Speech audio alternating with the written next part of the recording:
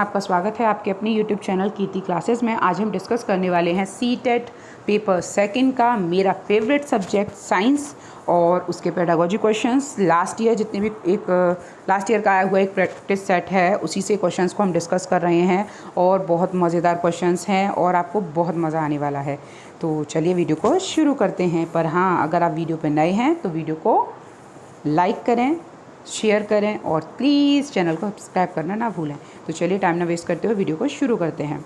हमारा पहला जो क्वेश्चन है वो है जठर रस के संदर्भ में निम्नलिखित में से कौन सा कथन सत्य है। तो बेटा यहाँ पे समझो, जठर रस मीन्स होता है आपका गैस्ट्रिक जूस। आप सबको पता है गैस्ट्रिक जूस है। गैस्ट्रिक जूस कहाँ पर होता है? तो ये जो हमारा स्टमक है, जी शेप्ड स्टमक जो होता है, उस स्टमक की जो वॉल होती है, ये जो वॉल्स होती हैं, ये जो वॉल है उस वॉल को हम कहते हैं गैस्ट्रिक वॉल। और ये जो गैस्ट्रिक वॉल है वो जूस रिलीज़ करती है, that juice is called as gastric juice. इस गैस्ट्रिक वॉल में डिफरेंट टाइप की सेल्स होती हैं। जैसे मैं ये बोलूँ कि ये मेरी अलग अलग टाइप की सेल्स जो हैं वो आपस में मिलकर गैस्ट्रिक वॉल बनाती हैं। इसमें एक सेल्स होती हैं जिन्हें बोला जाता है पेराइटल सेल्स और एक सेल्स होती हैं जिन्हें कहा जाता है ऑक्जेंटिक सेल्स। एक सेल्स होती हैं जिन्हें बोला जाता है म्यूकस सेल्स। तो अलग अलग टाइप की सेल्स होती हैं जिनका अलग अलग फंक्शन होता है। म्यूकस सेल जो होता है वो क्या बनाती हैं? म्यूकस बनाती हैं, एक स्टिकी सब्सटेंस बनाती हैं जो इसके ऊपर लाइनिंग करता है, ठीक है। और जो ऑक्जेंटिक सेल्स हैं वो हमारी बॉडी में क्या रिलीज़ करती हैं? वो रिलीज़ करती हैं HCl। ये HCl क्या काम करता है? ये एक एंटी एलर्जिक भी है और साथ ही साथ जो माइक्रोब्स हैं उनको किल करने का भी काम करता है। एंजाइम्स को भी एक्टिवेट करता है जिससे कि फूड का डाइजेशन ईजिली हो सके। साथ ही साथ एक और क्वेश्चन है जो कई बार रिपीट होता है कि HCl भैया उसका फंक्शन क्या है? जो हमारे पेट में ऐसा कौन सा एंजाइम होता है, ऐसा कौन सा सब्सटेंस होता है जिसकी वजह से ब्लेड को भी पचा सकते हैं? जी हाँ, ब्लेड को भी पचा सकते हैं। HCl उसको भी डिज़ोल्व कर सकता है, पर ये मैंने बोला इसलिए खा मत लेना ब्लेड, ठीक है। तो HCl उसको डिज़ोल्व कर सकता है। और जो पेराइटल सेल्स होती हैं ये आपकी बॉडी में रिलीज़ करती हैं गैस्ट्रिक जूस। और जो गैस्ट्रिक जूस होता है उसके अंदर स्पेशल क्या होता है? उसके अंदर होता है आपका स्पेशल, जो आपकी ध्यान रखेंगे, जो पेराइटल सेल्स हैं ना बेटा जी, ये पेराइटल सेल्स रिलीज़ करती हैं गैस्ट्रिक जूस, जिसके अंदर गैस्ट्रिक जूस होता है। गैस्ट्रिक जूस जो है उसके अंदर होता है लाइपेज, जिसे बोला जाता है गैस्ट्रिक लाइपेज बोला जाता है, जिसका काम होता है विटामिन B12 जो होता है उसका एब्जॉर्ब, जो बॉडी में विटामिन B12 एब्जॉर्ब हो रहा है उसको एब्जॉर्ब करने में हेल्प करता है, ठीक है जी। तो अब जो क्वेश्चन है उसको ले लो, आराम से आंसर दे दोगे आप। इसमें कौन सा कथन सत्य है? मीन्स वो पूछ रहा है इनमें से कौन सा सही है, ठीक है। जठर रस में केस्टल आंतर जठर लाइपेज होता है, मीन्स गैस्ट्रिक लाइपेज होता है। हाँ जी, होता है। लाइपेज विटामिन C के अवशोषण में मदद करता है। विटामिन C तो नहीं बताया, शायद मैंने विटामिन B12 बताया था, तो इसका मतलब ये चीज़ गलत है, ठीक है। सेकेंड वाला, इसका जो सिक्रेशन है वो पेराइटल सेल से होता है, so it is also correct. तो ये करेक्ट है, ये करेक्ट है, इसका मतलब फर्स्ट और थर्ड करेक्ट है। ऑप्शन विल बी फोर्थ, इसका आंसर रहेगा फोर्थ। नेक्स्ट क्वेश्चन, अनेक अम्ल हमारे खाने के पदार्थों में विद्यमान होते हैं। हमारे खाने में बहुत सारे एसिड्स होते हैं, तो इन पदार्थों के रूप में हम बहुत से अम्लों को खाने का काम करते हैं, खाने में काम में लाते हैं। निम्न में से कौन सा अम्ल खाद्य पदार्थों का सही मेल नहीं है? ये भाई साहब बोल रहे हैं खट्टे दूध में टार्टरिक एसिड होता है, सिट्रिक एसिड होता है अंगूर में, नींबू में टार्टरिक एसिड होता है, सिरका में एसिटिक एसिड होता है। तो सही बात तो ये 4 ऑप्शन है, एक ही सही है। तो देख लेते हैं पहले कौन सा सही है। तो सिरका जो होता है उसमें एसिटिक एसिड होता है। हम ये बोलते हैं कि जो विनेगर है, सिरका जो है वो 1% सॉल्यूशन होता है एसिटिक एसिड का। अगर 100 ml वाटर में मैं 1 ml अगर एसिटिक एसिड डाल देती हूँ तो दैट विल बी सिरका और विनेगर हो जाता है, ठीक है। तो ये ऑप्शन तो करेक्ट है। अब दूसरे इनकरेक्ट क्यों हैं वो आप थोड़ा सा देख लीजिए भैया जी। जो खट्टा दूध होता है उस खट्टे दूध के अंदर जो होता है वो हमारा होता है लैक्टिक एसिड। कौन सा एसिड? Lactic acid. आपको पता है लैक्टोबैसिलस होता है जो लैक्टोज जो होता है उसको लैक्टिक एसिड में कन्वर्ट कर देता है, ठीक है। दूध में बोलते हैं ना दही में बैक्टीरिया होता है, तो वही है लैक्टोबैसिलस लैक्टाई। तो यहाँ पे लैक्टिक एसिड होगा। अंगूर के अंदर बिल्कुल भी सिट्रिक एसिड नहीं होता है, अंगूर के अंदर होता है टार्टरिक एसिड होता है। नींबू के अंदर होता है सिट्रिक एसिड, उल्टा लिख दिया, ऊपर नीचे कर दिया उसको। सिट्रिक एसिड होता है नींबू के अंदर, तो इसीलिए ये ऑप्शंस गलत हैं और इसका जो सही ऑप्शन रहने वाला है वो रहेगा सिरका, एसिटिक एसिड। अब नेक्स्ट बात उन्होंने की कि साबुन भैया जी क्या है? तो जो साबुन है वो क्या है? साबुन हम ये बोलते हैं कि जो हमारे फैट होता है ना, जब इस फैट को हैवी फैटी एसिड्स जो होते हैं, जब इस फैट को रिएक्ट करवाया जाता है NaOH सोडियम हाइड्रोक्साइड के साथ, तो उस टाइम पर क्या बनते हैं, हमारे लॉन्ग चेन हाइड्रोकार्बन्स बनते हैं, जैसे C17 H35 COO Na। इस तरीके से ये बनेगा, ये लॉन्ग चेन रहती है हाइड्रोकार्बन की, इससे भी लॉन्ग चेन हो सकती है। ये पाल्मेटिक एसिड से बना हुआ है तो इससे भी बड़ी लॉन्ग चेन हो सकती है। और जो COONA जो हो गया ये एस्टर ग्रुप हो गया, ठीक है। तो ये बेसिकली क्या होते हैं, ये उसी के कंपाउंड हो गए, लेकिन आपको और इसके साथ में एक बाय प्रोडक्ट बनता है बहुत इंटरेस्टिंग वाला, जिसका नाम है ग्लिसरॉल या ग्लिसरीन जो बोलते हैं हम। तो यहाँ बोल रहा है कि साबुन क्या है, उच्च वसा अम्लों के पोटेशियम लवण है। तो अभी मैंने बताया पोटेशियम तो यहाँ नहीं बताया, मैंने आपको सोडियम लवण बताया है ना। तो उच्च, हाँ ये सही बात है कि उच्च वसा अम्ल होते हैं, लॉन्ग चेन वाले हाइड्रोकार्बन्स होते हैं। लॉन्ग चेन हाइड्रोकार्बन मतलब क्या होते हैं, जिनमें हाइड्रोजन और कार्बन है और वो ज़्यादा अमाउंट में है, जैसे C17 H35 C19, ठीक है, H37 इस या 39। तो इस तरीके से जो लॉन्ग चेन हाइड्रोकार्बन्स होंगे उनके डेरिवेटिव्स होते हैं। तो पहली बात है कि साबुन जो है वो उच्च वसा अम्ल तो है, ठीक है। तो ये उसके कौन से लवण होते हैं, सोडियम लवण होते हैं। अभी बताया था कि उच्च वसा अम्लों के सोडियम होते हैं, ना कैल्शियम ना मैग्नीशियम ना पोटेशियम। करेक्ट है जी, ठीक है। नेक्स्ट क्वेश्चन डिस्कस करते हैं। संतुलित भोजन में कई प्रकार के पोषक तत्वों के साथ आहारी रेशे तथा जल की आवश्यकता क्यों होती है। हम खाना खाते हैं और जब हमारी तबीयत ज़्यादा ख़राब होती है तो डॉक्टर बोलता है भैया दलिया खाओ, क्योंकि दलिए के अंदर, या फ्रूट्स खाओ, है ना। तो फ्रूट्स होते हैं या दलिया जो होता है उसके अंदर क्या होते हैं, हाई अमाउंट में क्या होते हैं, फाइबर होते हैं। ये फाइबर करता क्या है। अच्छा, एक और इम्पॉर्टेंट चीज़ बताती हूँ, बैलेंस डाइट क्या है, संतुलित भोजन क्या है। जितने भी न्यूट्रिटिव सब्सटेंसेस होते हैं वो एक प्रॉपर अमाउंट में आपके लिए प्रेजेंट है। हाउ मेनी बैलेंस मतलब how many nutrients are there that are required, वो होते हैं 7 इन नंबर। ह्यूमन बॉडी के लिए, प्लांट्स के लिए होते हैं 16, ध्यान रखना, प्लांट के लिए 16 होते हैं पर ह्यूमन के लिए 7 होते हैं। वो 7 कौन कौन से होते हैं, कार्ब्स, कार्बोहाइड्रेट हो गया, प्रोटीन्स हो गए, ठीक है, कार्ब्स हो गए, proteins, carbohydrate, proteins, vitamins, fat, एक होता है आपका रफेज, एक होता है वाटर, एक होता है आपका फाइबर्स और माइक्रोन्यूट्रिएंट्स। तो ये आपके 7 होते हैं। इसमें वो ये पूछ रहा है कि जो फाइबर्स आप ले रहे हो, हाई फाइबर डाइट जो आप ले रहे हो, वो क्यों लेते हैं, वो क्यों, क्या काम करता है, फाइबर क्या काम करते हैं। फाइबर आपकी बॉडी को कोई भी एनर्जी प्रोवाइड नहीं करते हैं, ये आप ध्यान रखना, ये चीज़ आप अच्छे से समझ लो। तो ये क्या आपको एनर्जी नहीं देते हैं बेसिकली, ठीक है। ये क्या काम करते हैं, तो पहला ऑप्शन है आहारी रेशे, हमें पोषक तत्व प्रदान करते हैं, यह भोजन की मात्रा को बढ़ा देते हैं, या बिना पचे हुए मतलब अनडाइजेस्टेड फूड जो होता है उसको बॉडी से बाहर निकालने में मदद करते हैं, या फूड को डाइजेस्ट करने में मदद करते हैं। तो यहाँ पर जो आंसर रहने वाला है बेटा, वो रहने वाला है कि जो अनडाइजेस्टेड फूड होता है ना, उसको बॉडी के बाहर निकालने में हेल्प करते हैं। जैसे आपने देखा होगा, तबीयत ख़राब होती है, हम कुछ भी नहीं खा पाते, तो उस टाइम पर डॉक्टर बोलता है हल्की चीज़ लो, दलिया खाओ। या पेट ख़राब होता है तो आप दलिया खाओ, है ना। क्यों, क्योंकि वो दलिया जो है वो अनडाइजेस्टेड या पेट से रिलेटेड जितनी भी प्रॉब्लम्स हैं उनको क्योर करने में हेल्प करता है। तो हमारे शरीर की वृद्धि और अच्छे स्वास्थ्य को बनाए रखने के लिए हमें बैलेंस डाइट लेनी चाहिए, जिसमें सारी जो न्यूट्रिटिव सब्सटेंसेस होते हैं वो अच्छे अमाउंट में हों, बैलेंस अमाउंट में हों। हमारे जो संतुलित भोजन जो है ना, उसमें जो ये जो फाइबर्स होते हैं, आहारी रेशे या जो जल है, बेसिकली वाटर और फाइबरस फूड दोनों की बात की गई है, वो क्या काम करता है, बिना पचे हुए फूड को, भोजन को बाहर निकालने में सहायता करता है। तो उम्मीद है ये समझ आ गया होगा। नेक्स्ट, निम्नलिखित में से त्वचीय ऊतक का क्या काम है। त्वचीय ऊतक भैया क्या है, ऊतक मतलब होता है आपका tissue. What is tissue, group of cells, जो सेल्स हैं वो आपस में ग्रुपिंग कर लेती हैं, और एक ग्रुप ऑफ सेल जो होता है उसको हम टिश्यू कहते हैं, ठीक है।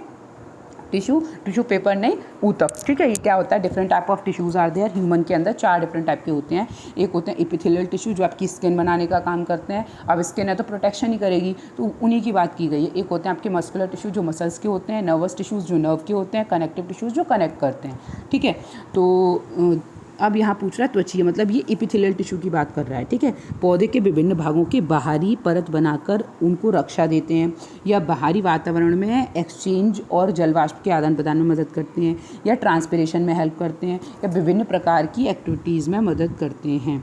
तो बेटा ये क्या बोल रहा है, किसका कार्य नहीं है, क्या काम वो नहीं करता है। तो मैंने बताया अभी, ये एक्सटर्नल लेयर बनाते हैं। तो एक्सटर्नल लेयर है तो बाहरी परत तो है, तो मतलब ये करेक्ट हो गया।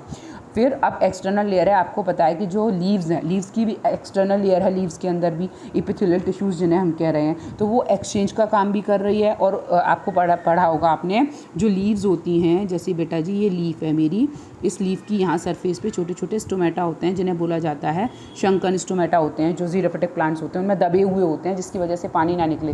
तो जैसे हमें तो पसीना आता है और उससे हमारा जो पानी है वो निकल जाता है, लेकिन जो प्लांट्स हैं उनके अंदर पसीना नहीं आता, उनके अंदर ट्रांसपिरेशन होता है ना, ट्रांसपिरेशन पुल आपने पढ़ा होगा, जिसकी वजह से एब्जॉर्प्शन होता है।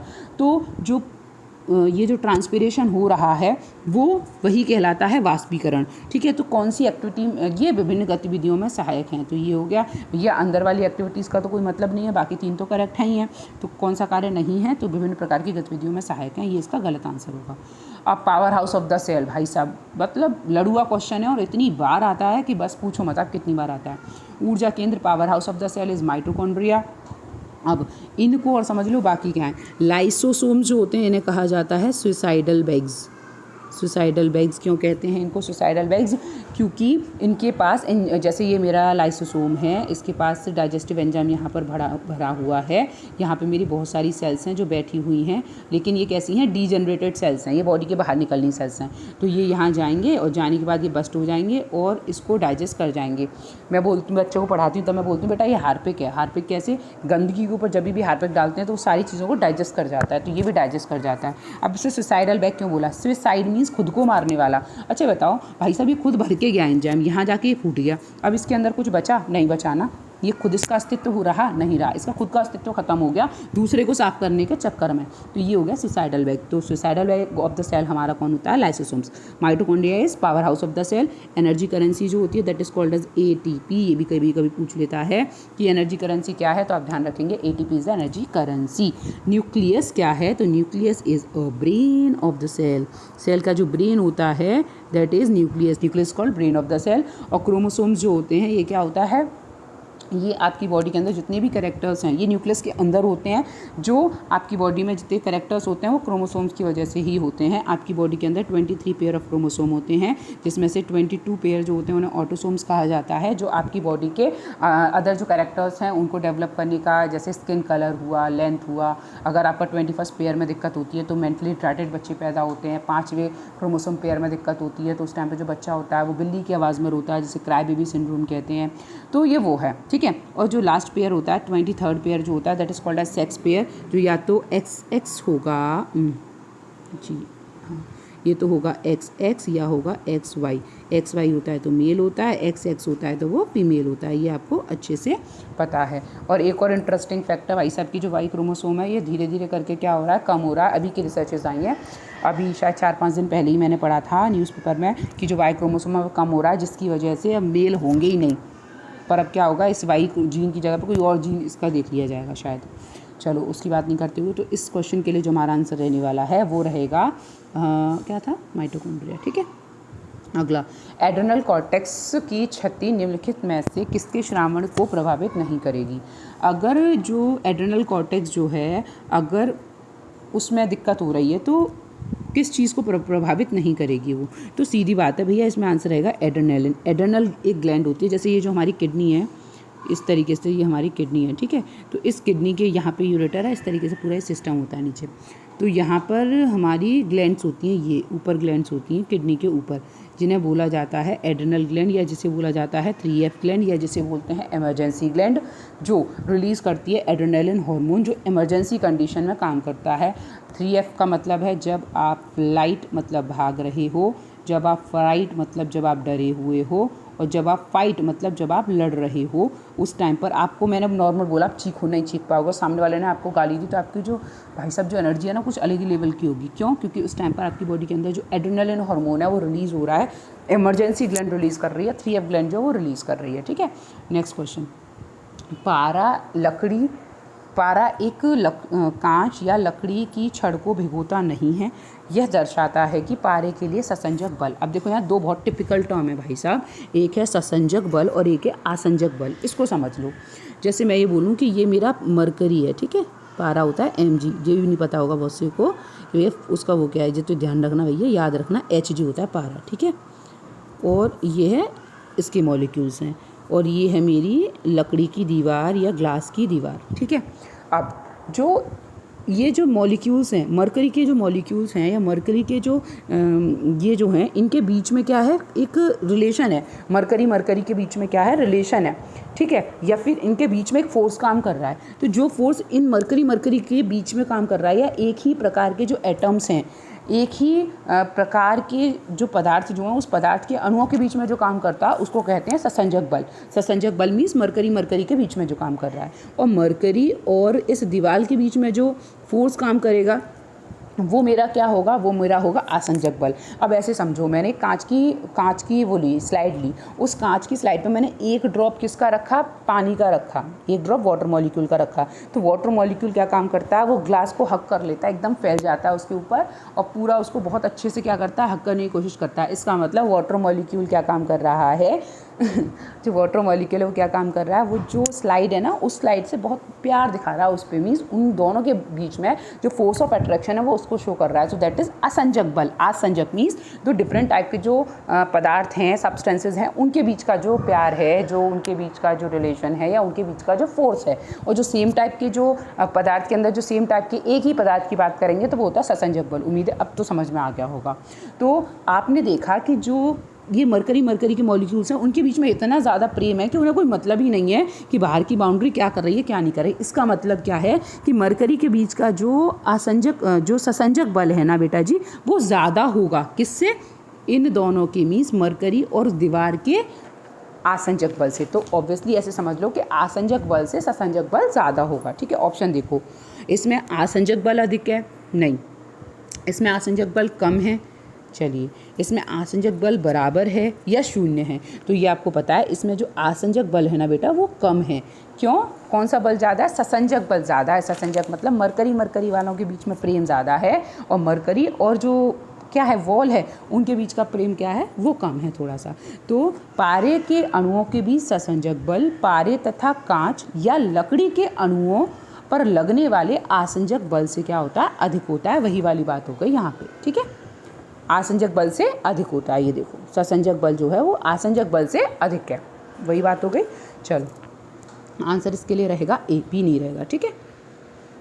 चलो नेक्स्ट है हमारा, तांबे के बर्तनों में खट्टे पदार्थ इमली, नींबू आदि नहीं रखना चाहिए। क्यों नहीं रखना चाहिए, क्योंकि तांबे के बर्तन में रखने पर ये पदार्थ कड़वे हो जाते हैं, या तांबे से अभिक्रिया करके उसका संक्षारण कर देते हैं, ये तांबे के बर्तन को काला कर देते हैं, या फिर बर्तन में रखने पर ये पदार्थ सड़ जाते हैं। अब समझो भैया, बहुत इंटरेस्टिंग चीज़ है, मज़ेदार।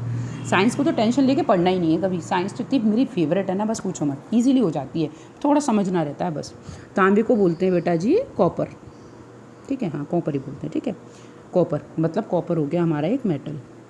हमने पढ़ा है, 9th में भी पढ़ा है, 10th में भी पढ़ा है कि जो अब सीटेट वाले जो हैं वो ये ना सोचें कि 6, 7, 8 पढ़ के काम चल जाएगा। बिल्कुल नहीं चलेगा भैया। 9, 10th NCERT देखना पड़ेगा कम से कम। 9, 10th के NCERT क्वेश्चंस उनको अच्छे से कर लो, कोई दिक्कत नहीं आएगी, इजीली हो जाएगा। और आपको पता है कि इसमें जो पेडागोजी क्वेश्चंस आते हैं, आप लोग सोचते हो बहुत ब्रिलियंट हो, सब सही हो जाएंगे, पर उन्हीं में आपकी क्या होती है, धज्जियाँ होती हैं। मीन्स आप वही आपका गलत होता है। हमारे भी होते थे, हमें भी बहुत ज़्यादा उस टाइम पे वो था कि अरे मैं तो पूरा पेपर सही करके आई हूँ, पूरा नंबर आएंगे पूरे। और घर आके चेक करते थे ना, 80 भी नहीं होते थे। क्यों, क्योंकि हम अपनी स्मार्टनेस में क्या करते थे, ओवर स्मार्टनेस वाले काम करके आते थे। तो वही ध्यान से क्वेश्चन को पढ़ना है, समझना है। 9, 10th, और सबसे पहली बात क्या है, क्वेश्चन को अच्छे से पढ़ो, चारों ऑप्शंस को पढ़ो, जो ज़्यादा सही लग रहा है उसको करो, और साथ ही साथ फिल करते जाओ। होशियारी एक और करते हो आप लोग, क्या करते हो, टिक करके रख लेंगे भाई साहब 1 घंटे में पूरा पेपर, बाद में गोला भरेंगे आराम से। मतलब बकवास करते हो ये काम। क्यों, क्योंकि वो गोला भरने के चक्कर में क्या होता है, लास्ट में प्रेशर आ जाता है। हम मैथ्स भी तो करना है, हमें मैथ्स करते हैं तो क्या होता है, मैथ्स हमने सॉल्व कर लिया, फिर बाद में गोले भरेंगे। गोले भरने में ऊपर वाला सपोज तुम्हारा 1 गोला गलत भर गया, नीचे तक पूरा कबाड़ा हो जाएगा। तो इसीलिए आंसर जब निकलते आ रहे हैं तो तुरंत गोले बनाते जाओ, तुरंत भरते जाओ उनको, ठीक है। ध्यान रखना है इस चीज़ का। गलत होती है ये जो वो गलतियाँ हैं जो मुझसे भी हुई हैं, अब वो आपसे ना हो, इसीलिए मैं उस चीज़ को कह रही हूँ। तो जो कॉपर या मेटल जो है, तो हमने पढ़ा है बेटा, जब कॉपर या मेटल जो है जब वो एसिड के साथ रिएक्ट करता है, नींबू के अंदर एसिड है, कौन सा एसिड है पीछे बताया है अभी, सिट्रिक एसिड।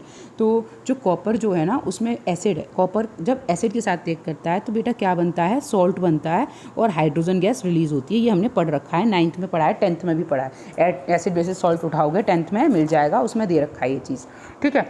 तो क्या होगा, वो रिएक्शन होगी जिसकी वजह से क्या होगा कि ये जो सॉल्ट बन गया, अब तो उस केस में क्या होगा कि जो लेयर है ना उसकी, वो कॉपर तो रिएक्ट कर रहा है ना एसिड के साथ, तो जब कॉपर वो जमा हुआ था दीवार पे, अब क्या हुआ, उसने रिएक्शन करने के लिए वहाँ से वो निकल के आ गया, तो दीवार तो खाली हो गई कि नहीं हो गई, मतलब वो झड़ गई, ठीक है। तो वही वाली चीज़ क्या कि तांबे में रखने पर पदार्थ कड़वे हों या नहीं हों, लेकिन उनका संचरण जरूर हो जाता है। क्यों? क्योंकि तांबा जो बाहर बैठा हुआ था, दीवार में घुस के बैठा हुआ था, वो एसिड को देखते ही कूद के आ गया रिएक्शन करने के लिए, तो वो जगह हो गई खाली, तो हो गया संचरण, मीन्स वो चीज़ डिग्रेड हो गई या फिर मतलब वहाँ से झड़ गई। तो इसके लिए हमारा आंसर रहेगा तांबे से अभिक्रिया करके उनका संचरण करते हैं, ठीक है। नेक्स्ट है हमारा क्वेश्चन, निम्नलिखित में से कौन प्रकाश संश्लेषण के संदर्भ में सही है। यहाँ एक चीज़ और ध्यान रखना बेटा, हम गलती करते हैं, सत्य और असत्य नहीं पढ़ते, पूरा क्वेश्चन पढ़ लेंगे बहुत धमाकेदार, है ना, फिर क्या काम करेंगे, सत्य सत्य उसमें पढ़ेंगे नहीं, हम पढ़ेंगे कौन सा सत्य, ये लिखा हुआ है इसमें तो। पर कई क्वेश्चंस क्या होते हैं, निम्नलिखित में से कौन से कथन प्रकाश संश्लेषण के संदर्भ में सत्य, धीरे से बोलेगा नहीं है, और वो नहीं पढ़ते, हम क्वेश्चन गलत कर देते हैं, तो इसीलिए ध्यान से पढ़ना क्वेश्चन को। यहाँ बोल रहा है सत्य हैं, तो प्रकाश संश्लेषण को हम बोलते हैं फोटोसिंथेसिस। पहले अपना थोड़ा दिमाग खुद ही लगा लेते हैं, जिसमें क्या होता है कि भैया जी जो जो कार्बन डाइऑक्साइड है और जो वाटर जो है ये आपस में रिएक्ट करके इन प्रेजेंस ऑफ क्लोरोफिल और सनलाइट क्या बनाते हैं, ग्लूकोज बनाते हैं, और इस रिएक्शन में ऑक्सीजन रिलीज़ होती है। ये हमने पढ़ रखा है, पता है हमें, ठीक है। और इसमें जो क्लोरोफिल है उसका काम क्या होता है कि वो सोलर एनर्जी को केमिकल एनर्जी में कन्वर्ट करती है। सोलर एनर्जी मतलब सौर ऊर्जा को केमिकल एनर्जी में कन्वर्ट करने का काम करती है, ठीक है। अब ऑप्शंस देखते हैं। पहला ऑप्शन है, इस प्रक्रिया में सौर ऊर्जा का रासायनिक ऊर्जा में परिवर्तन होता है। हाँ मैडम, अभी बताया आपने, होता तो है, तो चलो होता है। प्रकाश संश्लेषण में CO2 और H2 का प्रयोग होता है। अरे हाँ, ये भी आपने बताया था, ठीक है, ये भी सही है। प्रकाश संश्लेषण में CO2 मुक्त होती है और O2 प्रयुक्त होती है, ये तो नहीं बताया था मैडम, आपने ये बोला था CO2 पहले लगती है, तो मतलब मुक्त तो नहीं होती, तो ये हो गया गलत। प्रकाश संश्लेषण में O2 मुक्त होती है, ये सही, O2 निकली थी, पर कार्बन मोनोऑक्साइड का कोई रोल नहीं था, तो ये गलत है। तो इसके लिए जो हमारे ऑप्शन सही रहने वाले हैं वो रहेगा ऑप्शन 1 और 2। तो कौन सा है, फर्स्ट वाला, ठीक है। अगला क्वेश्चन, यदि सभी जीव प्राणियों को शाकाहारी, मांसाहारी या सर्वाहारी में वर्गीकृत करें तो मनुष्य को किस वर्ग में रखा जाता है। एकदम लड्डू क्वेश्चन है, लड्डू क्वेश्चन मतलब 4th 5th के बच्चे से पूछोगे वही बता देगा, ठीक है। शाकाहारी कौन होते हैं भैया, जो वेजिटेबल्स या प्लांट प्रोडक्ट्स को खाते हैं। मांसाहारी कौन होते हैं, जो एनिमल या एनिमल प्रोडक्ट्स नहीं, एनिमल्स को खाते हैं, मीट वगैरह, है ना। एनिमल प्रोडक्ट तो दूध हो गया, तो ठीक है, वो नहीं होगा। और सर्वाहारी कौन से होते हैं, जो सब खाते हैं, जैसे हम हैं, कुछ नहीं छोड़ते, सब दे दो भैया, ठीक है। मीट नहीं खाते हम, मतलब पर सब कुछ खा सकते हैं हम, तो हम हो गए ओमनिवोर, हो गए, सर्वाहारी हो गए, ठीक है। लड़ुआ क्वेश्चन था। अगला क्वेश्चन, यदि गर्म चाय को मेज़ पर रखकर छोड़ दिया जाता है तो वो ठंडी हो जाती है, क्यों? क्योंकि आपने एक चीज़ पढ़ी होगी बेटा, क्या होता है कि ये एक सरफेस है, जैसे ये चाय यहाँ रखी हुई थी, इसमें रखी हुई थी चाय, ठीक है।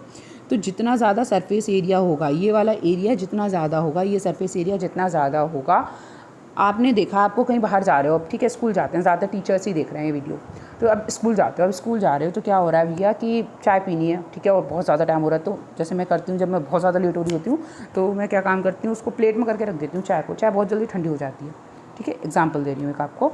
तो ऐसे ही जो हमारी कटोरी में जब रखी हुई है तो सरफेस एरिया है ये हमारा, तो जितनी खुली सरफेस जितनी भी है, वहाँ से जो हीट है ना, वो हीट देखो यहाँ से ऊपर की तरफ चली गई, ये हीट निकल गई, ठीक है। तो ये हीट का क्या हो गया, संवहन हो गया, एक जगह से दूसरी जगह पर हीट जो है जो चली गई, एटमॉस्फेयर में चली गई, ठीक है। कब हुआ ये चीज़, कब हुई, जब सरफेस, जितनी ज़्यादा सरफेस मिलेगी उतनी जल्दी चाय ठंडी होगी। एक आप चाय रख दो कप में, एक आप चाय रख दो ग्लास में, एक रख दो कटोरी में, एक रख दो थाल में, ठंडी कौन सी होगी, थाल में, क्योंकि सरफेस एरिया वहाँ पर ज़्यादा है, ऊष्मा का संवहन वहाँ पर ज़्यादा होगा, ठीक है। ऑप्शंस देखते हैं, ऊष्मा के चालन के कारण, ऊष्मा के संवहन के कारण, ऊष्मीय विकिरण के कारण, या फिर ये सभी। तो यहाँ पर है हमारा जो आंसर है वो ऊष्मा का संवहन है, ऑब्वियसली। अब विकिरण जो है वो अलग चीज़ हो जाती है। ऊष्मा का चालन क्या है, कोई भी एक चीज़ है यहाँ से गर्म थी, जैसे कि आपने जो वो है चिमटा जो है अगर आपने गर्म करने रख दिया उसको, तो उसके एक छोर पे आप उसे गर्म कर रहे हो, दूसरे छोर तक धीरे धीरे करके वो गर्म हो जाएगा। नॉर्मली जितनी भी लेडीज़ हैं आपने देखा होगा खाना बनाते हो तो जो चमचा वगैरह होता है वो गर्म हो जाता है। क्यों? क्योंकि वो क्या हुआ, वो हुआ ऊष्मा का चालन, एक जगह से ऊष्मा चल के दूसरी जगह पर आ गई, है ना। ऊष्मीय विकिरण ये अलग चीज़ है। यहाँ पर क्या होता है, जो हीट है वो ट्रांसफ़र हो जाती है। अब ये क्या है, देखो भैया संवहन, ये मैं तुम्हें बता दिया, तो यहाँ पे जो आंसर रहेगा वो रहेगा, ये सभी तो हो ही नहीं सकता जब हमारे एक ही ऑप्शन करेक्ट है। तो हाइड्रोजन गुब्बारे में फूलना, रोटी का फूलना, ये भाई साहब बहुत इंटरेस्टिंग मज़ेदार, और ये क्वेश्चन कई बार आया है और गड़बड़ कर देते हैं हम लोग, इम्पॉर्टेंट है। इसमें एक चीज़ याद रखना कि जब भी इसी पर आता है क्वेश्चन कि जब भी इनमें से एक पे तो आएगा ही, तो ये सब नियम याद कर लेना। जब भी आप क्या काम करोगे, हीट दोगे ना, तो हीट आप दोगे तो उससे क्या होगा, अगर आप किसी चीज़ को गर्म करोगे तो उस चीज़ का आयतन बढ़ेगा। आयतन मतलब वो चीज़ फैल जाएगी, ठीक है। रोटी है, रोटी को आपने क्या काम किया, आपने तवे पे सेक लिया, उसके बाद जब आपने उस पर रखा, उसको हीट दी, तो हीट देने के बाद आपने देखा कि जो रोटी है उसका आयतन क्या हो गया, बढ़ गया। जब आप गुब्बारे में हवा दे रहे हो तो हवा आपकी जो आ रही है ऑब्वियसली, तो जो हीट जो आ रही है उससे क्या हो रहा है कि उसका जो वॉल्यूम है वो बढ़ रहा है। तो जब हीट देने पे वॉल्यूम बढ़ता है, ये जो रूल है, ये रूल किसका है बताओ ज़रा, ये रूल किसका है बताओ जल्दी से, ये कमेंट बॉक्स में कमेंट करो, ठीक है। यहाँ पे जो रिलेशन है वो ये है कि जब भी हीट हमारी क्या होगी, कम होगी, तब जो आयतन होगा वो हमारा क्या होगा, बढ़ेगा। अगर हीट ज़्यादा दोगे ना बेटा तो क्या होगा, चीज़ मेल्ट हो जाएगी वहाँ से, है ना। तो जब आप क्या काम करते हो, हीट कम होती है उस टाइम पर क्या होता है, जो आयतन जो होता है वो घटता है, और ताप बढ़ाने पर जो आयतन है वो बढ़ेगा। मीन्स हम ये बोलेंगे जो हीट जो है that is directly proportional to volume. अगर हीट बढ़ाओगे तो वॉल्यूम बढ़ेगा, हीट कम करोगे तो वॉल्यूम कम होगा ऑब्वियसली। ये किसका रूल है, ये रूल है, ये हमारा चार्ल्स का लॉ है कि हाइड्रोजन के गुब्बारे का फूलना तथा रोटी का फूलना चार्ल्स के नियम पर आधारित है। इस नियम के अनुसार अगर ताप घटेगा तो आयतन घटेगा और ताप बढ़ेगा तो आयतन बढ़ेगा। It means H is directly proportional to V। जो हीट है वो वॉल्यूम के डायरेक्टली प्रोपोर्शनल होगी, ठीक है। नेक्स्ट क्वेश्चन, निम्नलिखित में से कौन सी सतह अच्छी अवशोषक होती है। गहरे रंग की चमकीली सरफेस, हल्के रंग की चमकीली सरफेस, गहरे रंग की खुरदरी सरफेस। देखो खुरदरी सरफेस कभी भी अवशोषण नहीं करेगी, वो क्या काम करेगी, आपने पढ़ा होगा लाइट का, आपने पढ़ा होगा कि जब भी जो खुरदरी सरफेस होती है, जब लाइट रेज वहाँ पर आती हैं तो रिफ्लेक्ट कर जाती हैं, उससे टकरा के चली जाती हैं, तो वहाँ तो एब्जॉर्प्शन हो ही नहीं सकता। एब्जॉर्ब करने का मतलब है कोई चीज़ उससे टकरा के जा नहीं रही है, उसमें समा रही है, ठीक है। तो यहाँ पर हमारी रफ सरफेस को तो तुम बिल्कुल ही काट देना, ये तो ऑप्शन में रहेगा ही नहीं। अब बात आती है हल्का या गहरा रंग। तो जो गहरा रंग है, हम बोलते हैं ना गर्मियों के दिनों में हल्के रंग के कपड़े पहनने चाहिए, इससे गर्मी कम लगती है, और गहरे रंग के कपड़े काले पहन लिए, लाल पहन लिए, तो इनमें आपको गर्मी ज़्यादा लगती है। क्यों? क्योंकि वो एब्जॉर्ब करते हैं किसको, जो हीट है उसको एब्जॉर्ब करते हैं। तो कौन सी अच्छी अवशोषक है, तो इसके लिए जो हमारा उत्तर रहेगा ऑब्वियसली वो उत्तर हमारा रहेगा गहरे रंग की चमकीली सतह जो होती है वो ज़्यादा एब्जॉर्ब करती है, ठीक है। नेक्स्ट क्वेश्चन, वह केंद्र जहाँ भूकंपीय तरंगें उत्पन्न होती हैं उसे क्या कहा जाता है। तो एक चीज़ समझो, हम बोल रहे हैं कोई चीज़ उत्पन्न हो रही है ना, देखो उत्पन्न हो रही है, उत्पन्न मीन्स कोई चीज़ वहाँ से पैदा हो रही है ना, उसका वहाँ पे उद्गम हो रहा है, ठीक है, उद्गम हो रहा है ऑब्वियसली, वहाँ से उसकी बर्थ हो रही है, तो वो हो गया उद्गम केंद्र। याद रखना है भूकंपीय तरंगें उद्गम केंद्र से उत्पन्न होती हैं, ठीक है।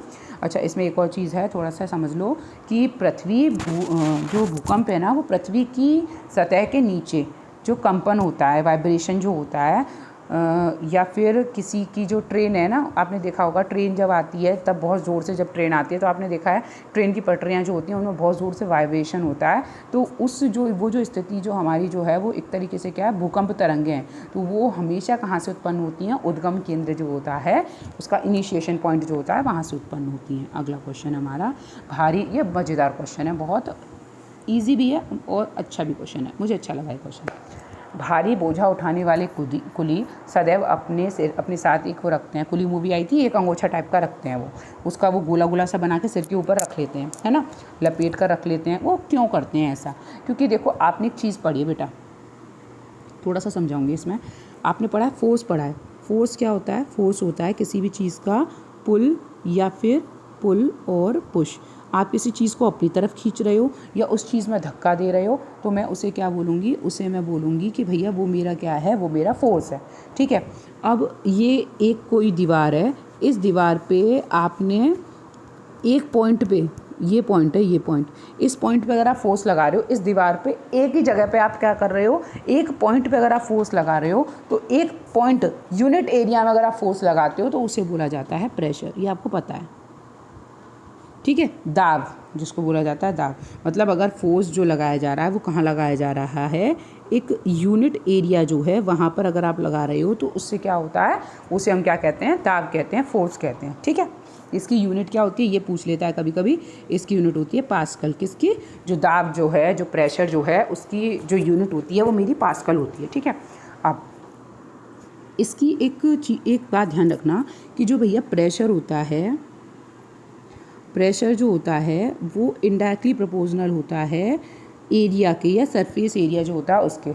आप जितना ज़्यादा सरफेस एरिया करते जाओगे, मतलब जितनी चौड़ी जगह होती जाएगी प्रेशर उतना कम होता जाएगा, जितनी कम जगह होगी प्रेशर उतना ज़्यादा होगा। ऐसे समझो, एक पेन लिया, पेन की नुक को अपने हाथ में लगाओ, पेन लग रहा है सबके हाथ में, अपने हाथ में लगाओ और उसको तुम लगाओ, उसको ज़ोर लगाओ, ज़ोर से। लग रहा है कि नहीं लग रहा है, दर्द हो रहा है कि नहीं? अच्छा, अब पेंसिल को कर दो उल्टा, जहाँ से वो चौड़ी सरफेस है, अब वहाँ से लगाओ।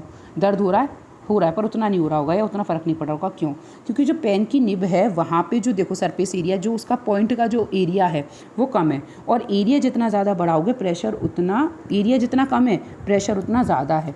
इनडायरेक्टली प्रोपोर्शनल का मतलब होता है एक को मारोगे तो दूसरे को खुशी होगी, वो होता है इनडायरेक्टली प्रोपोर्शनल। और डायरेक्टली प्रोपोर्शनल का मतलब है एक मारोगे तो दूसरा भी रोएगा। ठीक है।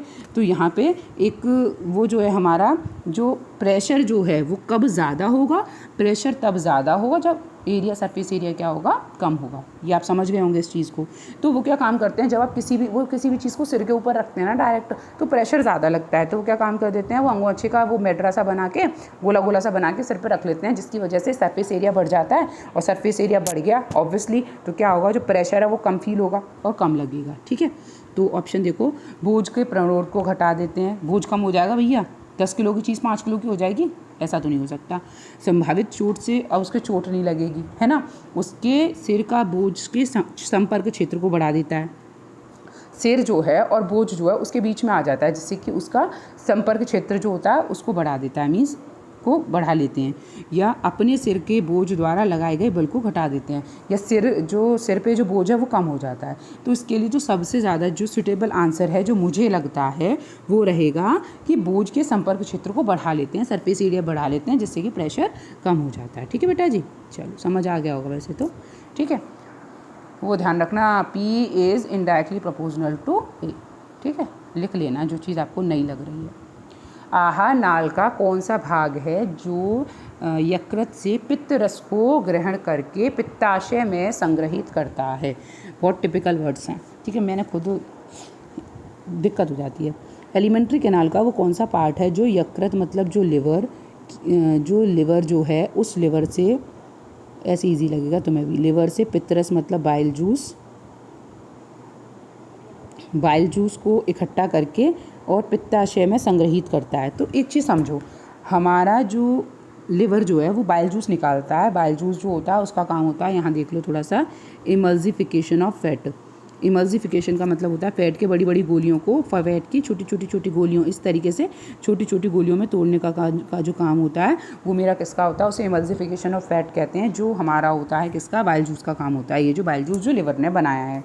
ठीक है, अब उन्होंने ये बोला कि ये जो बाइल जूस जो है इस पार्ट को क्या कहेंगे हम, है ना, उसको कहा जाता है बेटा क्षुद्रांश। क्या कहा जाता है? क्षुद्रांश कहा जाता है। आमाशय मतलब स्टमक नहीं होता, पेनक्रियाज भी नहीं होता, ग्रसिका मतलब ईसोफेगस भी नहीं होता, वो आपका कौन सा पार्ट होता है, वो आपका क्षुद्रांश पार्ट होता है। गॉल ब्लैडर जो होता है, गॉल ब्लैडर का काम होता है, ठीक है, अब ये समझ में आ गया होगा, तो मैं पित्त की थैली जिसे बोल रहे हैं, तो जो गॉल ब्लैडर जो होता है वो क्या काम करता है, वो उसको स्टोर करता है। किसको स्टोर करता है? बाइल जूस को स्टोर करता है। और उस बाइल जूस को स्टोर करने के बाद वो कहाँ पर रिलीज़ करता है उसको? स्मॉल इंटेस्टाइन का जो फर्स्ट पार्ट होता है, जिसे जजेनम पार्ट कहते हैं, वहाँ पर। तो ये वही दिया हुआ है, जजेनम पार्ट जो होता है वहाँ पर उसको रिलीज़ करता है। नेक्स्ट क्वेश्चन, ये बहुत मज़ेदार, देखो, निम्नलिखित में से सही को चुनिए। अब मैं एक ट्रिक बताती हूँ आपको, ठीक है, उससे आपके यही नहीं हर टाइप के क्वेश्चंस हो जाएंगे। कैसे? इसके लिए आपको याद करनी पड़ेगी रिएक्टिविटी सीरीज़। रिएक्टिविटी सीरीज़ किसकी है? रिएक्टिविटी सीरीज़ है तुम्हारी जो आपके मेटल्स हैं उनकी। ये मैंने जो ट्रिक है वो है, कोई ना कार मांगे ऑल जाने फियर पिबक्कड़ है, इसके नीचे आता है कॉपर। ठीक है, फिर उसके नीचे आता है मरकरी। ये कॉपर हो गया, ये हो गया कॉपर, फिर ये हो गया मरकरी। ठीक है, इस तरीके से होता है, ये रिएक्टिविटी सीरीज़ है। अब एक बात ध्यान रखना, ऊपर वाला जो है वो ज़्यादा रिएक्टिव है, नीचे की तरफ आते आते रिएक्टिविटी कम हो जाएगी। अब ऊपर वाले की तो भैया हैसियत है कि वो नीचे वाले को रिप्लेस कर सकता है, पर नीचे वाला कभी ऊपर वाले को रिप्लेस नहीं करेगा। ऐसे समझो, ये ऊपर बैठे हैं प्रिंसिपल साहब, ये नीचे है टीचर, तो प्रिंसिपल टीचर को हटा सकता है लेकिन टीचर प्रिंसिपल को नहीं हटा सकता। इस तरीके से समझ लो।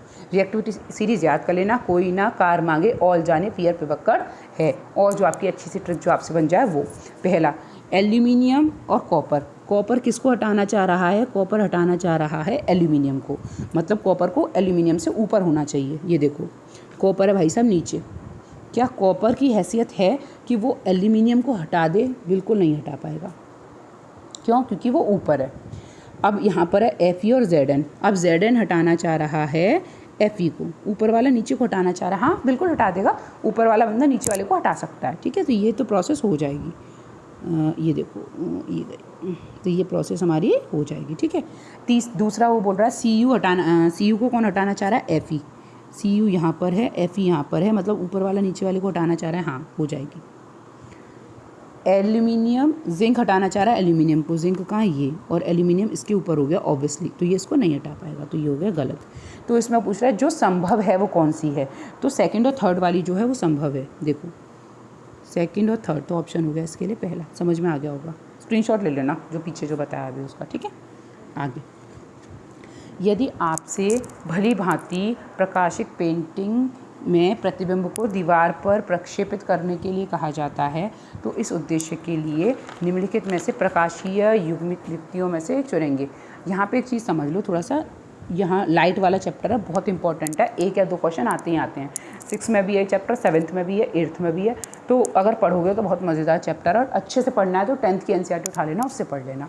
अब समतल दर्पण, उत्तल लेंस, उत्तल दर्पण, अवतल लेंस, ये कॉन्वेक्स, कॉनकेव और हमारा प्लेन मिरर है। प्लेन मिरर जो है आपको पता है, प्लेन जो घर में सबके होता है वो है, सामने प्लेन मिरर रखा हुआ है, आप उसमें लेफ्ट साइड देखोगे राइट दिखेगी, राइट को देखोगे लेफ्ट दिखेगी, that is called as lateral inversion. अच्छा, एक टाइप का क्वेश्चन और आता है इसमें कि आप पार्लर में गए हो और एक आगे मिरर है एक पीछे मिरर है और आप इतने एंगल पे बैठे हुए हो, तो नंबर ऑफ इमेजेस कितनी बनेंगी? इस टाइप का क्वेश्चन भी कई बार आता है, तो ये वाला क्वेश्चन और देख लेना आप, इसमें कई बार क्वेश्चन आया है, हमारे टाइम पे आया था ये वाला क्वेश्चन जो था, जब मैंने दिया 2014 में, जब सीटेट दिया था 2014 या 15 में दिया था, उस टाइम पर आया था ये क्वेश्चन। ठीक है, तो समतल दर्पण से जो इमेज बनेगी वो सेम साइज़ की बनेगी। ठीक है, और यहाँ ये बोल क्या रहा है? यहाँ ये बोल रहा है कि आपके पास कोई भी प्रकाशित पेंटिंग है, मतलब कोई एक पेंटिंग है, उस पेंटिंग को आप वॉल पे करना चाह रहे हो, तो आप किसका यूज़ करोगे? तो ऑब्वियसली हम यहाँ पर जो यूज़ करेंगे वो कॉन्वेक्स लेंस है उसका यूज़ करेंगे, क्योंकि कॉन्वेक्स लेंस जो होता है वो कन्वर्जिंग होता है, इस तरीके से जो रेज़ आती हैं उनको कन्वर्ज कर देता है और यहाँ पर छोटी सी इमेज बनाएगा। यहाँ से बहुत सारी रेज़ आ रही हैं, इन रेज़ को वो कन्वर्ज कर देगा, कन्वर्ज करके यहाँ पर वो इमेज बनाएगा, और वो जो इमेज बनेगी वो काफ़ी छोटी बनेगी वॉल पे जो बनेगी। तो उसके लिए हम क्या यूज़ करेंगे? उसके लिए हम यूज़ करेंगे उत्तल लेंस यूज़ करेंगे। ठीक है, तो इस ऑप्शन के लिए आंसर रहेगा उत्तल लेंस। ये इंपॉर्टेंट है लाइट वाला चैप्टर जो है, इस लाइट वाले चैप्टर से एक क्वेश्चन तो आपको मिलेगा ही मिलेगा, इसीलिए उसको अच्छे से तैयार कर लेना।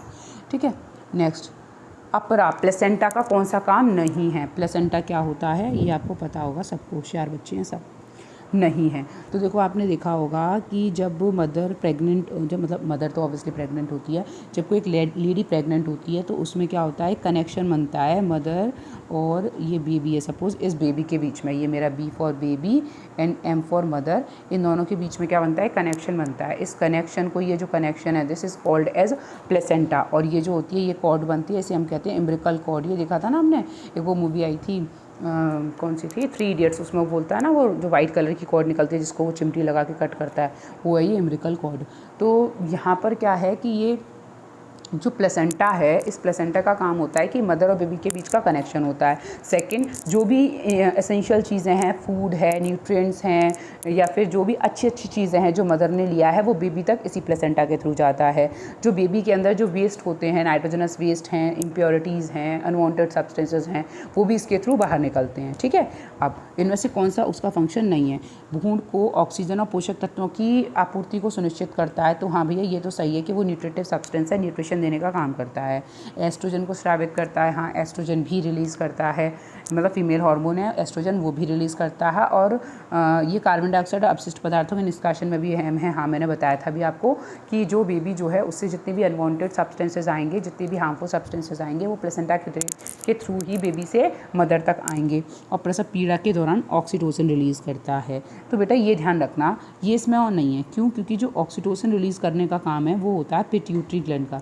आपने पढ़ा होगा मेन मास्टर ग्लैंड होती है हमारी बॉडी के अंदर जो होती है, जिसे कहा जाता है पिट्यूटरी ग्लैंड, हिंदी में कहा जाता है पीयूष ग्रंथि। तो जो पीयूष ग्रंथि होती है बेसिकली ग्रोथ हार्मोन रिलीज़ करती है, जो हाइट के लिए रिस्पॉन्सिबल है। साथ ही ये और भी हार्मोन रिलीज़ करती है, जिसकी वजह से गोनाडोट्रोपिन हार्मोन या जिसे GnRH हार्मोन कहा जाता है, जो कि बॉडी में जितनी भी ग्लैंड्स हैं उनको एक्टिवेट करने का काम करता है। तो ऑक्सीटोसिन जो होता है वो भी पिट्यूटरी ग्लैंड से रिलीज़ होता है। जो आपने देखा होगा कि बर्थ के टाइम पर क्या होता है, जो वजाइना होती है ना, उस वजाइना का जो माउथ होता है वो काफ़ी छोटा होता है,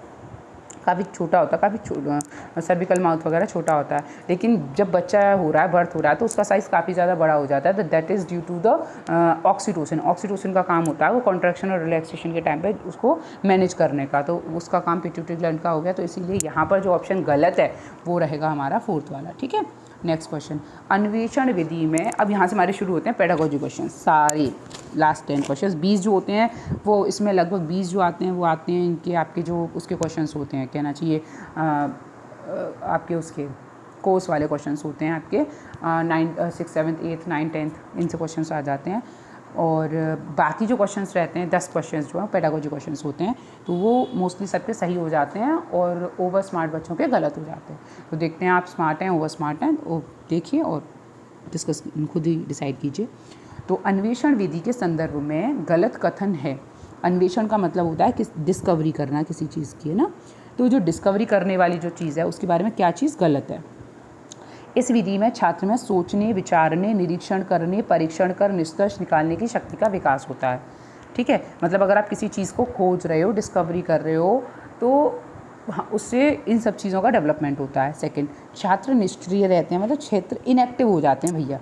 जो स्टूडेंट्स हैं इनएक्टिव हो जाते हैं और उनका जो ज्ञान वो जो सीखते हैं खुद से ढूंढा, खुद से मेहनत करके सीखा, और वो ज्ञान अस्थायी होगा। ठीक है, यह एक मनोवैज्ञानिक विधि है जो अनुकूल रुचियों और आदतों का विकास करती है। मतलब हम अगर खोज रहे हैं, जैसे मैं खोज रही हूँ, ठीक है, किसी भी चीज़ में रिसर्च करना चाह रही हूँ, डिस्कवरी करना चाह रही हूँ, पता करना चाह रही हूँ, तो मैं किस पे डिस्कस करूँगी या किस चीज़ के बारे में पता करने की कोशिश करूँगी। जो जिस चीज़ को मैं जानती हूँ उस चीज़ से रिलेटेड, जिसमें मेरा इंटरेस्ट है उस चीज़ से रिलेटेड, जो तुम बताओगे उससे रिलेटेड। ऑब्वियसली जो इंसान है वो अपनी रुचियों के हिसाब से, अपनी अभिरुचियों, अपनी आदतों के हिसाब से कोई भी चीज़ ढूंढने की कोशिश करेगा।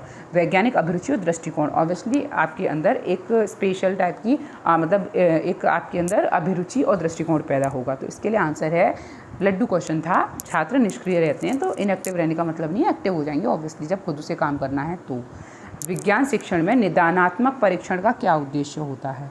निदानात्मक का मतलब भैया डायग्नोज करना। आप डॉक्टर के पास गए तो डॉक्टर पहले क्या काम करेगा, ये चेक करेगा। डॉक्टर आपसे पूछेगा आपको क्या दिक्कत है, क्या परेशानी है। आप क्यों पूछ रहा है वो, जिससे कि वो आपकी परेशानी का पता लगा सके। तो जब बच्चा बार बार फेल हो रहा है साइंस में, उसको कभी वो पास ही नहीं हो पा रहा, साइंस के आंसर्स को लर्न नहीं कर पा रहा, साइंस के कॉन्सेप्ट्स को नहीं समझ पा रहा है, बार बार फेल हो रहा है, टेस्ट में बार बार नंबर कम आ रहे हैं, घर वाले परेशान हैं, तो उस केस में क्या किया जाएगा, निदानात्मक परीक्षण किया जाएगा। भैया ये तो जाना जाए कि बच्चे को दिक्कत क्या है, वो क्यों नहीं कर पा रहा है, क्यों नहीं समझ में आ रहा, टीचर नहीं पढ़ा रहा है कि बच्चा नहीं पढ़ रहा है, दिक्कत कहाँ पर हो रही है।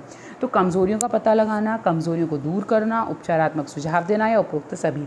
तो निदानात्मक परीक्षण में टीचर ये पता लगाएगा कि बच्चे की कहाँ गलती है, क्या कमज़ोरी है, कहाँ उसको दिक्कत है, उनको सही करेगा और आगे बेहतर रिजल्ट के लिए उसको तैयार करेगा। तो आंसर रहेगा उपरोक्त सभी। नेक्स्ट, विज्ञान की सहायता से प्रगति के लिए मनुष्य ने पृथ्वी पर मौजूद संसाधनों का व्यापक रूप से दोहन किया जाए। टिपिकल हिंदी। दोहन का मतलब होता है एक्सप्लोटेशन। मतलब वेस्टेज, एक तरीके से वेस्ट किया उसको, जिसकी वजह से क्या हुआ, हमारे पास जितने भी नेचुरल सोर्सेज हैं अगर हम उनको वेस्ट कर रहे हैं, बिना मतलब खर्च कर रहे हैं, एक्सप्लॉइट कर रहे हैं, तो उससे क्या होगा, मशीन का आविष्कार होगा ज़्यादा से ज़्यादा, ऊर्जा संकट की स्थिति उत्पन्न हो जाएगी, मनोरंजन का साधन उपलब्ध होगा, या 1 और 3 दोनों। अब देखो इसमें मनोरंजन का साधन तो बिल्कुल नहीं होगा। अब 1 और 3 नहीं है तो 3 कट गया, 3 वाला कट गया तो ये ऑप्शन भी कट गया। अब इसमें क्या मशीनों का आविष्कार होगा या फिर ऊर्जा संकट में कमी, तो ऑब्वियसली इसका आंसर होगा ऊर्जा संकट में क्या होगी, कमी उत्पन्न हो जाएगी, ऊर्जा संकट की कमी उत्पन्न हो जाएगी। तो विज्ञान के कारण मनुष्य की मशीनों पर निर्भरता बढ़ी है, ठीक है, पक्की बात है, जिससे वह अनेक प्रकार की बीमारियों से ग्रस्त होने लगा है। बदलती हुई जीवन शैली के कारण अनेक बीमारी जो हैं, असाध्य बीमारी जो हैं, मनुष्य के लिए घातक साबित हुई हैं। विज्ञान की सहायता से प्रगति के लिए मनुष्य ने पृथ्वी पर मौजूद संसाधन जो हैं उनको भाई साहब बहुत बेहद तरीके से व्यापक रूप से उसका एक्सप्लॉयटेशन किया है, वेस्टेज किया है, जिसकी वजह से ऊर्जा संकट की कमी की स्थिति उत्पन्न हुई है। ठीक है जी, नेक्स्ट क्वेश्चन। भौतिकी के कड़े रूप से संरचित पाठ को यदि थोड़े लचीलेपन के साथ पढ़ाया जाता है तो उस विद्यार्थी को सीखने के लिए सबसे कम उपयुक्त होगा। अब ये बोल रहा है कि आप कोई एक बहुत टफ पार्ट है, फिज़िक्स का कोई बहुत टफ पार्ट है, आप उस पार्ट को क्या काम कर रहे हो, प्रैक्टिकल के साथ समझाने की कोशिश कर रहे हो, प्रैक्टिकल बेस्ड अगर उसको आप समझा रहे हो, मतलब प्रैक्टिकल के थ्रू आप समझाने की कोशिश कर रहे हो, थोड़े इजी तरीके से आप उसको समझाने की कोशिश कर रहे हो, तो ये विद्यार्थी के सीखने के लिए सबसे कम उपयुक्त होगा। तो इनमें से कौन सा जो विद्यार्थी है वो उसको सीखने के लिए सबसे कम उपयुक्त होगा, ठीक है, जिसकी बुद्धि लब्धि 125 है। 125 मतलब हो गया भैया ब्रिलियंट बच्चा हो गया। ब्रिलियंट बच्चे को समझ में नहीं आएगा आप इजी तरीके से समझा रहे हो तो। या सेकंड, जिसकी बुद्धि लब्धि 85 है, या जो सांस्कृतिक रूप से वंचित है, या जो अतिक्रियाशील है। बताओ इसका आंसर क्या होगा। इसका रीज़न होगा हमारा, इसका क्या होगा, इसका आंसर आपको ही देना है, ढूंढो फिर लास्ट में बताती हूँ इसका आंसर मैं तुम्हें, ठीक है। चलो नेक्स्ट क्वेश्चन। स्थानीय स्तर पर फीडर आयोजकों के साथ साथ राष्ट्रीय स्तर पर वैज्ञानिक एवं प्रौद्योगिकी मेला आयोजित करना ज़रूरी है। आपने पता है कि हर बार क्या होता है, राष्ट्रीय कांग्रेस जो है, राष्ट्रीय कांग्रेस मेला लगाया जाता है, जिसमें जो बच्चे हैं वो क्या काम करते हैं, अपने अपने प्रोजेक्ट्स लेके जाते हैं या फिर अपने अपने रिसर्चेस लेके जाते हैं। आप भी अपने बच्चों को ले गए होंगे कई बार। तो क्यों ज़रूरी है कि बच्चों को उसमें पार्टिसिपेट करवाया जाए। इससे रचनात्मक प्रतिभा की खोज होती है, बौद्धिक ईमानदारी का विकास होता है, अन्वेषण करने की प्रवृत्ति का विकास होता है, या उपरोक्त में से कोई नहीं। तो इसमें वैसे गिला ये बना हुआ है, जो गोला सा आपको दिख तो रहा है, अन्वेषण करने की प्रकृति का विकास होगा, लेकिन ये गलत है इसका आंसर। अगर आप किसी भी जो इस पे आप जाते हो तो उससे क्या होगा, जो बच्चे हैं ना उनमें क्रिएटिविटी डेवलप होती है बेसिकली, ठीक है। रचनात्मक प्रतिभा की खोज हो, ज़्यादातर होशियार वहीं पहुंच गए होंगे मुझे पता है, ठीक है। तो क्या होता है, अगर आप स्थानीय, जिला, राज्य स्तर पर फीडर आयोजकों के साथ साथ राष्ट्रीय स्तर पर जो विज्ञान और प्रौद्योगिकी मेला आयोजित करना ज़रूरी है, ताकि जो बच्चे हैं उनमें रचनात्मक प्रतिभा की खोज की जा सके, ठीक है। और जब रचनात्मक है कोई बच्चा, क्रिएटिव है, तो वो ऑब्वियसली अपने अलग अलग तरीके ढूंढेगा, जिससे वो क्या, अब यहाँ से डिस्कवरी करना तो नहीं सीख रहा है वो, आप बोल रहे हो अन्वेषण करने की प्रकृति, मतलब वो डिस्कवरी करना नहीं सीख रहा किसी चीज़ की, वो बना के ला रहा है कुछ आपके लिए, तो वो एक क्रिएटिविटी शो कर रहा है, ठीक है। परीक्षाओं का प्रकार है, लड़ुआ क्वेश्चन, मौखिक, लिखित, प्रायोगिक, तो ये सभी तो आपको पता है 10th 12th में आपने प्रैक्टिकल एग्जाम्स भी दिए हैं, छोटी क्लासेस में ओरल टेस्ट भी दिए हैं, और ओरल और रिटन तो हम देते ही देते हैं। तो आंसर होगा ये सभी, ठीक है, ये सभी। Next question.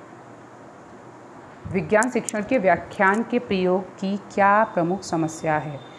ये देखो भाई बहुत अच्छा मेथड है, आपने देखा होगा बड़ी क्लासेस में 11th 12th में लेक्चर कम डेमोस्ट्रेशन मेथड यूज़ किया जाता है। डेमोस्ट्रेशन भी छोड़ो और लेक्चर मेथड यूज़ किया जाता है। लेक्चर मेथड का मतलब है टीचर आया, अपना कॉन्सेप्ट तैयार करके लाया, बोर्ड पे उसने समझाया और बस एनी डाउट और गए, ठीक है।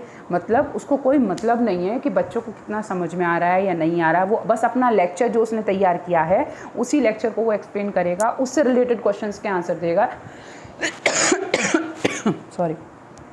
इसमें जो बच्चे जो देख रहे हैं वो इनएक्टिव रहते हैं, बस वो सुनते रहते हैं, एक श्रोता है बस, है ना, मतलब किसी चीज़ को करके नहीं सीख रहे हैं, बस जो टीचर एक्सप्लेन कर रहा है उसी को सुन रहा है। उन्होंने बोला ऐसा होता है तो हाँ भैया ऐसा होता होगा।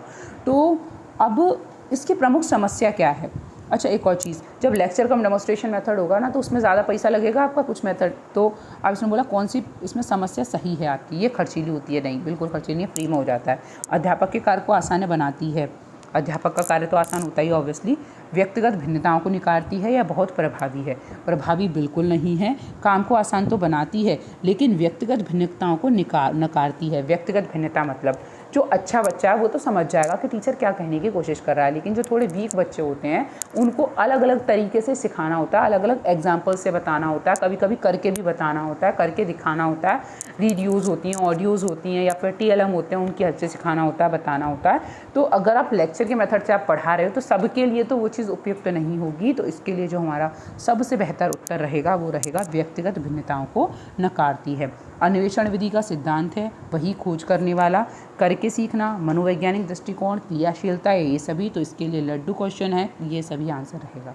नेक्स्ट, निम्नलिखित में से कौन सा मूल्य विज्ञान से संबंधित नहीं है? मतलब ऐसा कौन सा है जो साइंस से रिलेटेड नहीं है, जो है ना ये वाला।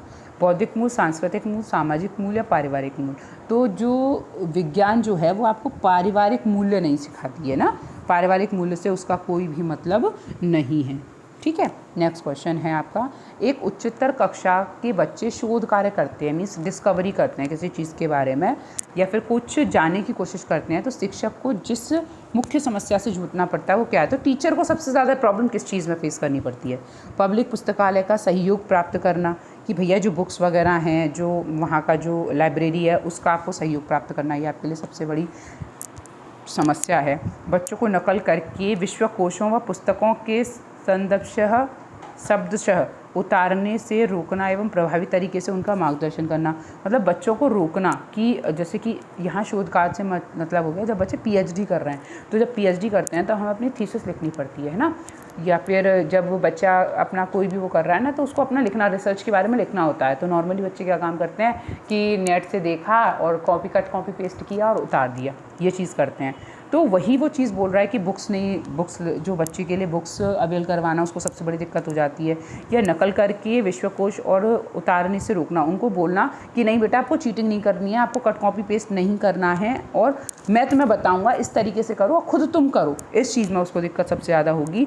या फिर किस टॉपिक पे वो रिसर्च करें इसमें खोजने में उनको दिक्कत होगी, या इंटरनेट जो हैं उनका सूचीकरण करने में। तो आप सब समझदार हो कि अगर यू आर अ टीचर, आप एक टीचर हो और आप ये चाहते हो कि बच्चा कुछ खोज करे, रिसर्च करे, अपनी थीसिस लिखे, अपना कुछ करे, तो आप ये बोलोगे कि बेटा नकल मत करो, मैं तुम्हें समझाता हूँ, उस तरीके से करने की कोशिश करो, जो आपके लिए बहुत बड़ी समस्या है। तो यहाँ पर इस क्वेश्चन के लिए जो आंसर रहेगा वो रहेगा बच्चों को नकल करके विश्वकोशों और पुस्तक के जो शब्द हैं उन्हें उतारने से रोकना और प्रभावी तरीके से उनका मार्गदर्शन करना।